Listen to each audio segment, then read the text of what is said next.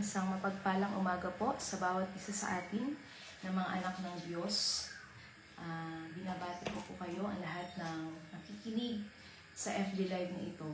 Ako po si Sister Jemima ng Maranig Door of Faith Church sa panguna po ng aming pastor, Alex Regentel. Ang FB Live na ito po ay nagmumula sa Marinduque, District 2. Binabati ko po ang aming District Supervisor, Ma'am Rebecca Quijada. Samahan niyo po ako na mag-aral ng salita ng Diyos ngayong umaga. At bago po yung pag-aaral natin ay tayo po umawit sa ating Panginoon. Sa ating pag-awit ay yan po natin na damhin natin ang presensya ng Lord. Maranasan natin ang banal na Espiritu niya ngayong umaga sa ating pag-aaral ng kanyang mga salita.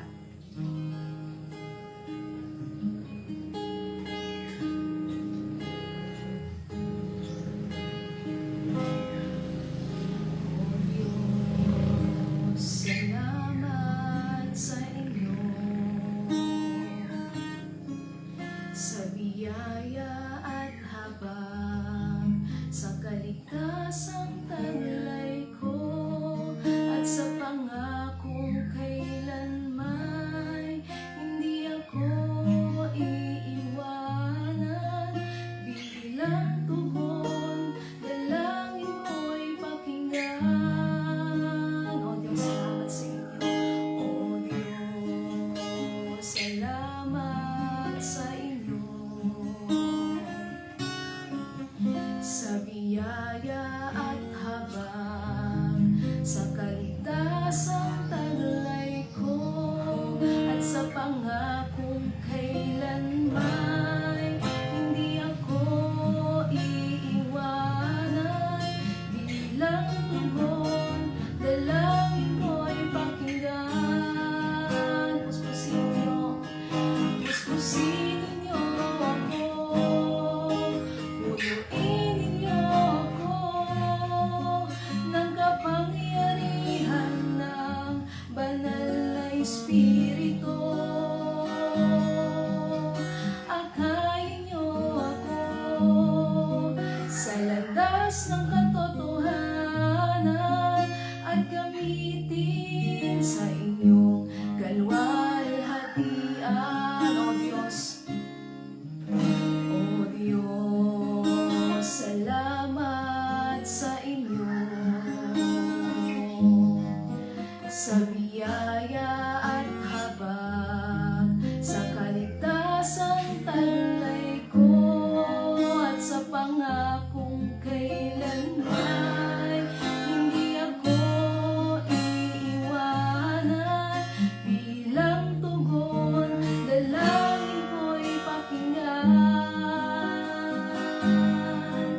Puspusin ninyo ako, punuin ninyo ako ng kapangyarihan ng banal na Espiritu.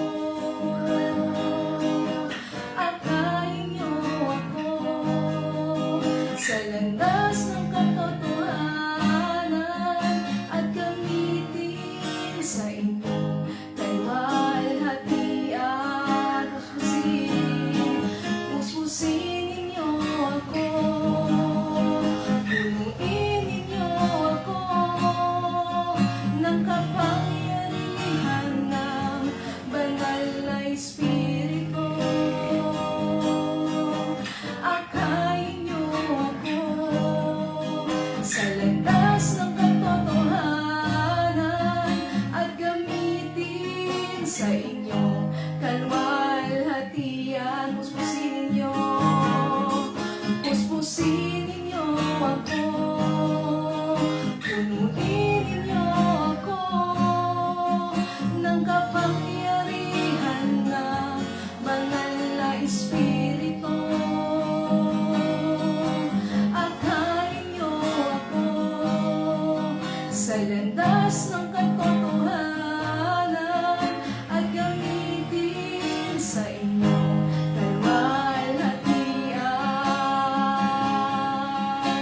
Akayin niyo ako sa landas ng katotohanan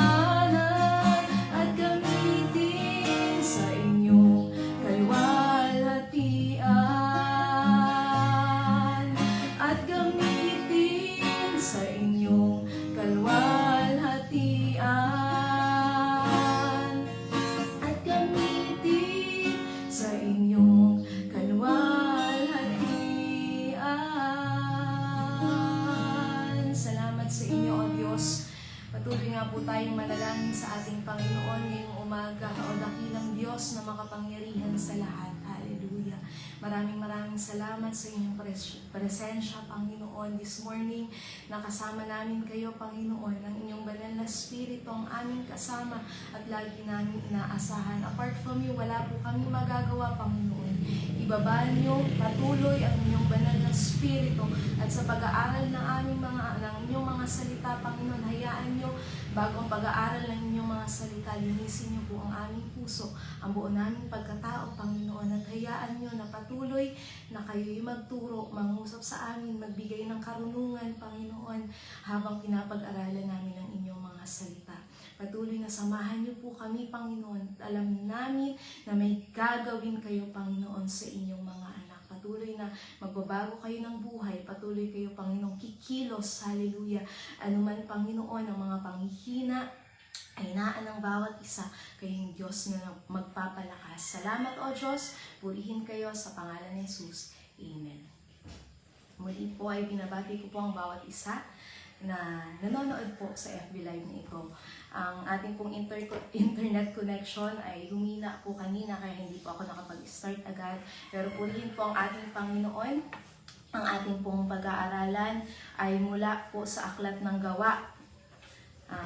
Senyales o palatandaan na ang tao ay puspos ng banal na Espiritu. Signs that a person is filled with the Holy Spirit. At pag-aaralan po natin ang buhay ni Esteban. So si Esteban po ay taong puspos ng Espiritu Santo. Kagaya po ng sinabi ko, ang ating pong pag-aaral ay matatagpuan po sa Aklat ng Gawa. Ayan. Basahin po natin ang Aklat ng Gawa, chapter 6. Ayan. Simulan po natin sa 3 hanggang sa 5, kung saan ay pinili po si Esteban na isa sa mga lalaki na puspos ng banal na Espiritu. Kasi ang mga apostol po ay nangangaral ng mga salita nangaral ng salita ng Diyos at dumating sa point na sinabi nila, may nagreklamo ng isang pangkat na sinabi nila na napapabayaan yung pangangailangan ng mga babaeng balo sa araw-araw. So hindi naman nila pwedeng iwan yung pangangaralan ng salita ng Diyos. Kaya sabi ng mga apostol, pipili sila ng makakatuwang nila sa pangangalaga sa pangangailangan ng mga balo. At isa po si Esteban doon. Basahin po natin sa Gawa chapter 6 verse 3 hanggang 5. Kaya mga kapatid, pumili kayo sa mga kasamahan ninyo ng 7 lalaking kilala sa pagiging mabuti, matatalino at puspos ng Espiritu Santo, at ilalagay namin sila sa tungkulin ito. At iuukol naman namin ang buong panahon sa pananalangin at sa pangangaral ng salita. Nalugod ang buong kapulungan sa panukala ng mga apostol, kaya't pinili nila si Esteban, isang lalaking matibay ang pananalig sa Diyos at puspos ng Espiritu Santo, at sina Felipe, Procoro, Nicanor, Timon, Parmenas, at Nicolas na taga Antioquia, isang hentil na naagit sa Judaismo. Iniharap sila sa mga apostol at sila ipinalangin ng mga ito at pinatungan ng kamay. Patuloy na lumaganap ang salita ng Diyos at ang sumasampalataya ay parami ng parami sa Jerusalem, at maging sa mga saserdote marami ang sumampalataya. So si Esteban po ay pinili ng mga apostol, isa sa mga pinili ng mga apostol. So ito po sila sa mga pinili. Itong mga kalalakihan na puspos ng banal na Espiritu. Ano ba ang signs na ang person ay filled with the Holy Spirit? Una po, ayan, mababasa po din natin sa Gawa chapter 6 verse 8. Pagpatuloy po natin yung pagbabasa. Yan, pinagpala ng Diyos si Esteban at puspos ng kapangyarihan, ngunit gumawa siya ng maraming himala at kababalaghan sa harapan ng madla. So yun yung una pong puntos na kay Esteban. Siya ay puspos ng Espiritu Santo. Siya ay tumanggap ng kapangyarihan mula sa Diyos. Puspos ng kapangyarihan. Ano ba't nakakagawa siya ng mga himala? Nakakagawa siya ng mga himala sa pangalan ng ating Panginoon sa harap ng madla. At ikalawa pong puntos na ang tao ay puspos ng banal na spirito katulad ni Esteban, may karunungan. At mababasa po natin sa Gawa 6 verse 9 hanggang 10. Nakipagtalo sa kanyang ilang kasapi sa sinagoga ng mga pinalaya na binubuo ng mga Hudyong taga Cyrene, taga Alejandria, taga Cilicia at taga Asia. Ngunit wala silang magawa sa karunungan ni Esteban na kaloob ng Espiritu Santo. Ang tao pong puspos ng banal na spirito ay may karunungan na nagmumula sa Panginoon. Karunungan hindi maipaliwanag ng sanlibutan. Siyempre po, pag may karunungan tayo na mula sa Panginoon, di ba po, hindi na kasi tayo yung sarili nating kagustuhan na nasusunod. Yung banal na spirito, yung Panginoon na nasusunod sa ating buhay. Kaya sa bawat paghakbang po natin, sinasanggunin natin sa Panginoon, hindi na tayo nagdidesisyon na kagaya ng dati na ito yung gusto ko, ito yung gusto kong gawin. Meron tayong karunungan, kaya nagpipray tayo sa bawat hakbang natin na samahan tayo ng ating Panginoon. Nagpipray muna, may pananalangin, may karunungan na hindi basta-basta nagdidesisyon at humahakbang o nagpaplano. Ayan, si Esteban po ay may karunungan na nagmumula sa Panginoon, kaya naman ang mga makipagtalo man sa kanya yung mga tao dun sa sinagoga, wala silang magawa sa karunungan kasi ang karunungan ni Esteban ay kaloob ng Espiritu Santo. Yan po yung ikalawang puntos. Ang taong filled with the Holy Spirit ay may karunungan. Ikatlo po, may kaluwalhatian o glory ng Lord na makikita sa mukha. Amen. Ito po ay matatagpuan sa Gawa 6 verse 15.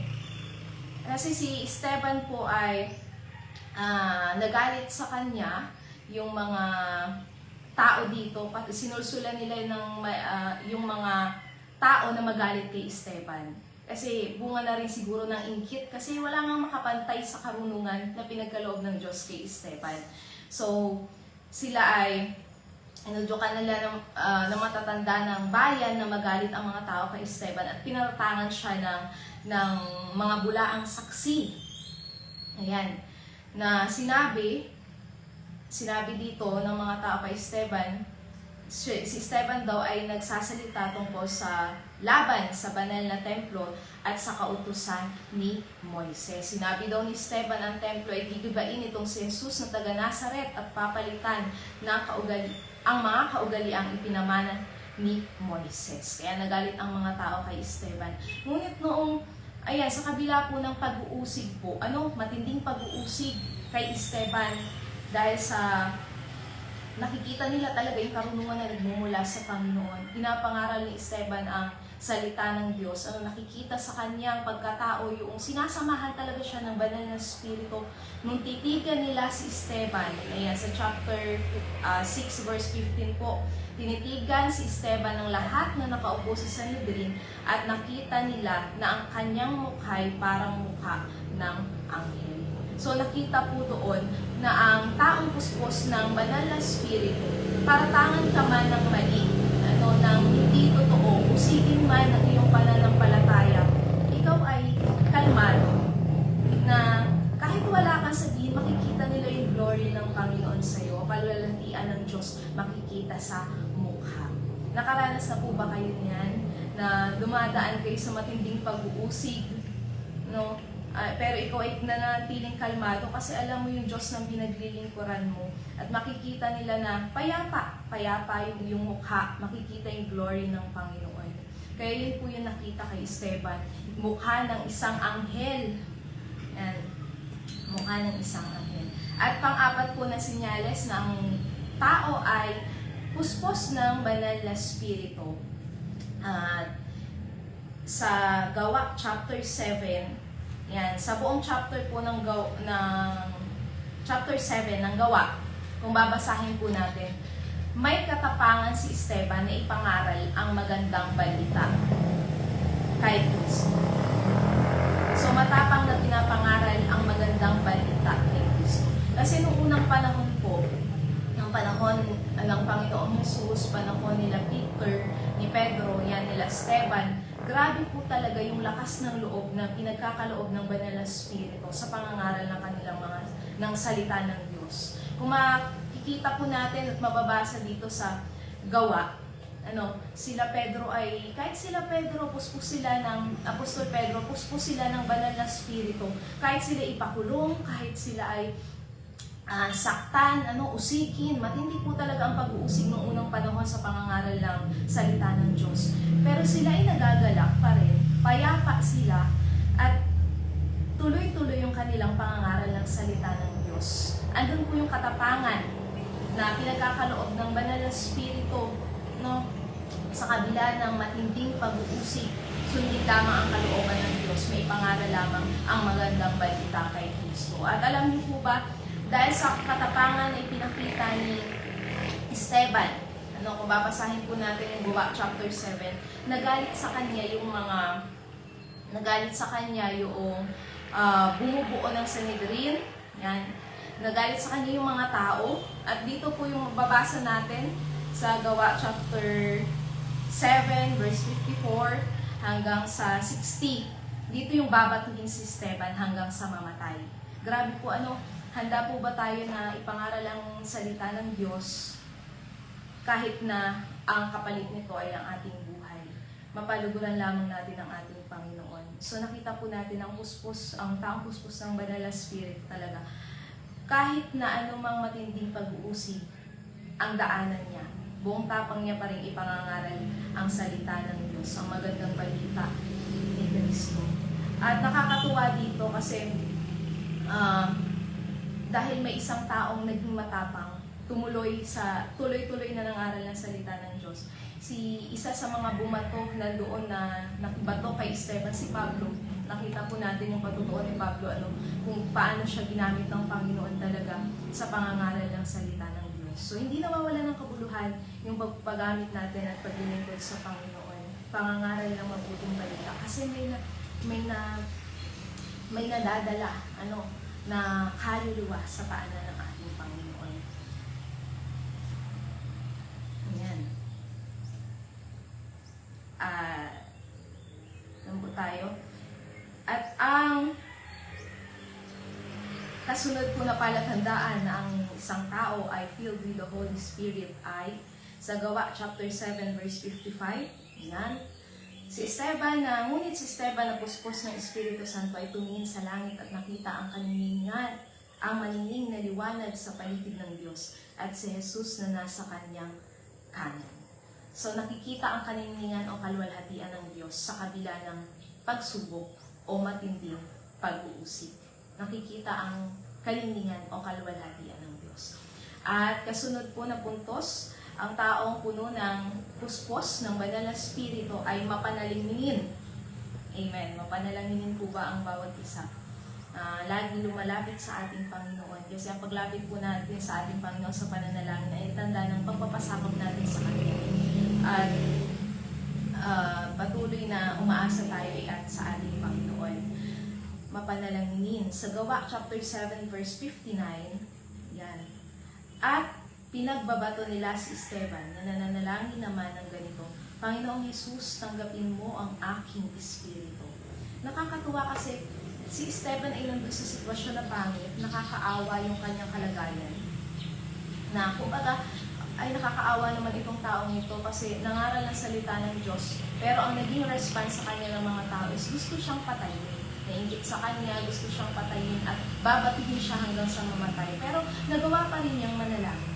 Tayo po ba, kapag dumaraan tayo sa matinding pag-uusig o sa sitwasyon, nandun tayo sa pinakamahirap na sitwasyon, magagawa pa po ba nating manalangin at hindi magreklamo at hindi sisihin ng Diyos? Kasi si Esteban po, na taong puspos ng banal na Espiritu, ay nagawa pang manalangin habang siya ay binabato.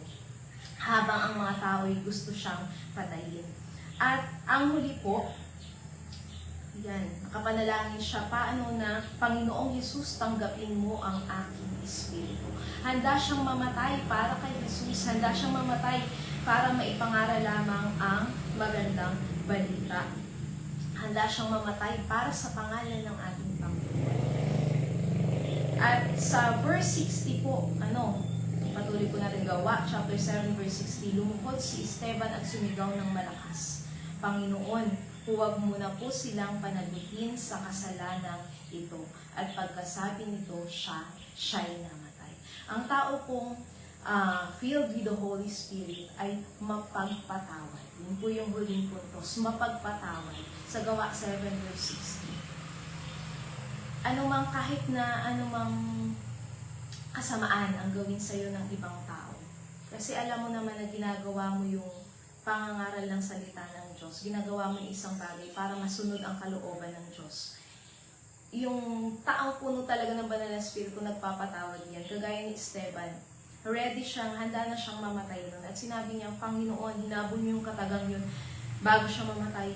Huwag mo po silang panagutin sa kasalanang ginawa ng mga taong ito. Tayo minsan kapag nagagawan tayo ng masama ng ating kapwa, tayo ay madaling mag-react, madali tayong magalit. Di ba po? Pero kapag filled tayo ng Holy Spirit, puno tayo ng banal na Espiritu, ang iuudyok sa atin, ang conviction ng Holy Spirit sa atin is magpatawad ka na. Kasi ang Diyos ay mapagpatawad. Tayo nga pinatawad ng Diyos, napakarami nating pagkulang, napakarami nating kasalanan na nagagawa. Pero pinatawad tayo ng ating Panginoon. Namatay ang ating Panginoong Jesus sa krus ng Kalbaryo para patawarin ang ating mga kasalanan. Si Esteban nasa matindi siyang sitwasyon ng kanyang buhay. Para masunod ang kalooban ng Diyos, handa siyang mamatay. Binato po siya, gaano kasakit yung batuhin hanggang sa mamatay. Tayo nga po matamaan lang ng gamit na matigas napapaaray na nabubukulan na tayo. How much more yung yung batuhin na kagaya ni Esteban, batuhin hanggang sa mamatay. Grabe yung pain na naranasan niya. Pero in-endure niya iyon, tiniis niya iyon para sa ating Panginoon. Alam niyo po ba, habang binabasa ko po ito, nag-devotion ko po, maiksi ang kasaysayan ng buhay ni Esteban. Ngunit nakita natin na iba ang taong sinasamahan ng banal na Espiritu. Ang kamatayan po niya ay maaaring kalunos-lunos o kaawa-awa sa paningin ng ibang tao. Ngunit sa harapan ng ating Diyos, namatay si Esteban na pinaparangalan po ang ating Panginoon. Namatay siya para sa pangalan ng ating Panginoon. At ang kamatayan niya, isang makabuluhang kamatayan. Kasi alam po natin na nung nalagutan siya ng hininga, siya ay nasa piling, diretso siya sa piling ng ating Panginoon. Alam niyo po ba na ating paglilingkod, yan, may mga nakakaranas na hindi madali sa pag-share ng magandang balita, lalo na po sa ibang bansa. May mga nakapagkwento na nagtatago pa sila para lang makapag-church, para makapanalangin, bawal magdala ng Biblia. Ayan, ginagawang paglilingkod ng mga anak ng Diyos, hindi man natutuwa ang sanlibutan sa ginagawa nating paglilingkod. Ang mahalaga po, napaparangalan natin ang ating Panginoon sa ating ginagawang paglilingkod sa Kanya. Sinusunod natin ang kalooban ng ating Panginoon. At isang magandang kamatayan ay hindi naman natin hinihiling na, syempre, iba-iba po yung karanasan na ipaparanas sa atin ng Panginoon. Hindi pwedeng sabihin na, ay Lord, maranasan ko itong ganitong tiniis ni Esteban para maparangalan yung pangalan ko. Iba-iba po yung pagsubok na pinapadala ng Panginoon at alam po natin na kaya natin dahil kasama natin ang Panginoon. Kaya lagi ko pong, kaya in-encourage ko po ang bawat isa, tulungan tayo ng Panginoon na laging puspusin ng kanyang banal na Espiritu. Sa Galatians 5:22, di ba po, ano po ang bunga ng banal na Espiritu? Yan. Subalit ang bunga ng Espiritu ay pag-ibig, kagalakan, kapayapaan, katiyagaan, kabaitan, kabutihan, katapatan, kahinahunan, at pagpipigil sa sarili. Walang utos laban sa ganitong mga bagay. Yan po yung bunga ng banal na Espiritu sa atin. At nawa po yung ma-manifest itong mga bunga ng banal na Espiritu or fruit of the Holy Spirit sa ating buhay. Hindi tayo puspos ng galit, puspos ng inis, puspos ng sama ng loob, puspos ng katapangan. Hindi po ang bunga ng banal na Espiritu sa atin, puspos ng pag-ibig, puspos ng kagalakan.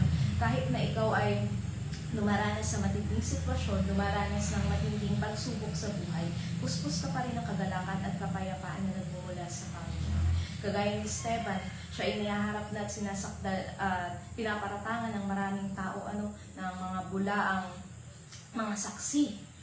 Inuusig siya, matinding pag-uusig, pero nakita pa rin yung kaluwalhatian ng Diyos na siya ang mukha niya ay parang mukha ng isang anghel. Kaya salamat po sa Panginoon, kahinahunan, dapat pinukuskus tayo ng kahinahunan, pagpipigil sa sarili. Mahirap-hirap po madali tayong mag-react kung minsan kapag tayo may mga naririnig na hindi totoo na sinasabi ng ibang tao, hindi naman totoo at hindi naman natin ginagawa. Pero ang taong puspos ng banal na spirito may pagpipigil sa sarili. At salamat po sa Lord, tulungan niya po tayo na sa bawat araw tayo mapuspos ng banal na spirito. Tayo ay laging mag-recharge sa presence ng ating Panginoon. Laging panabikan ang pananalangin at pagbabasa ng Biblia.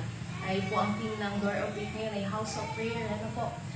Tulungan po tayo ng ating Panginoon sa mga bagay na ito. Yung po mga binanggit ko, ulitin ko po lang bago tayo nag-end, signs that a person is filled with the Holy Spirit or mga palatandaan na ang tao ay puspos ng Espiritu Santo, kagaya ni Esteban. Una, tumanggap ng kapangyarihan mula sa Diyos. Puspos ng kapangyarihan, nakakagawa ng mga himala. Kalawa, may karunungan na nagmumula sa ating Panginoon. Ikatlo, may kaluwalhatian or glory ng Lord na nakikita sa kanyang mukha. Apat, may katapangang ipangaral ang magandang balita kay Kristo. Kalima, nakikita ang kaniningan o kaluwalhatian ng Diyos sa kabila ng pagsubok o matinding pag-uusig. Kaani, mapanalangin, lagi nakadepende sa Panginoon. At panghuli po, mapagpatawad. Salamat po sa Panginoon, tayo itulungan ng banal na Espiritu. Lagi nga sinasabi ng mga lingkod ng Diyos, di ba po, wala tayong magagawa kung wala ang pagsama ng Holy Spirit sa atin. Ang mundo natin ay puno ng kaguluhan, tulungan tayo ng banal na Espiritu na makapamuhay na naayon sa kanyang kalooban at masunod ang layunin niya sa ating mga buhay. Patuloy na may ipangaral ang salita ng Diyos. Gano'n man yung pag-uusig o mga pagsubok, para lamang masunod natin yung kalooban ng Diyos. Tayo magpatuloy dahil hindi nawawala ng kabulahan. Ang Diyos ang magbibigay sa atin ng gantimpala pagdating ng takdang panahon. Kaya tayo po ay manalangin, o dakilang Diyos na makapangyarihan sa lahat. Maraming salamat, Panginoon, sa inyong mga salita na amin pong napag-aralan ngayong umaga. Patuloy na dalangin po namin, Panginoon, na kami, Panginoon, ay puspusin nyo, patuloy na puspusin na inyong kapangyarihan, Panginoon, na inyong banal na Espiritu, Panginoon. Tulungan niyo po kami sa kabila ng aming mga pinagdaraanan sa bawat araw, Panginoon, hallelujah, ay mga pinagdaraanan ng inyong mga anak. Tulungan niyo po kami makapagtagumpay, Panginoon. Bigyan niyo po kami ng karunungan na nagmumula sa inyo, kagaya ng karunungan na pinagkaloob niyo sa inyong mga lingkod, kagaya ni Esteban. Katapangan, Panginoon, sa pangangaral ng inyong mga salita sa kabila, Panginoon, ng matinding pag-uusig o pagsubok. Masunod lamang ang inyong kalooban. At lagi, Panginoon, makita ng ibang tao, Panginoon, glory na nagmumula sa inyo, sa aming mga mukha, Panginoon, hindi makita yung anumang hindi maganda, Panginoon, na reaksyon sa aming mukha, kung kami, Panginoon, na nakakaranas ng hindi maganda, Panginoon, sinasabi ng ibang tao. Kundi makita kayo, Panginoon, sa aming mukha at sa aming lahat ng pagkilos at paggawa. Mag-glorify kayo, Panginoon, sa aming mga buhay. Pagpalain niyo po ang bawat isa, inyong mga anak, at sa buong maghapon ito, samahan niyo po kami, Panginoon. Ang inyong banal na Espiritu ang siyang manguna po sa amin sa lahat ng aming gagawin. Pinagpala niyo po ang bawat isa nakapakinig, ang inyong mga lingkod, O Diyos, hallelujah, na patuloy na nagnanais o na nagranas sa Panginoon na makasunod sa inyong kalooban, makapagpatuloy sa pangangaral. I-bless niyo po sila, Panginoon, patutagin palakasin at lagi niyo po silang samahan. Ito po ang aming dalangin, nagpasasalamat sa makapangyarihang pangalan ni Jesus. Amen. Good morning po ulit sa bawat isa sa atin. God bless po sa bawat isa.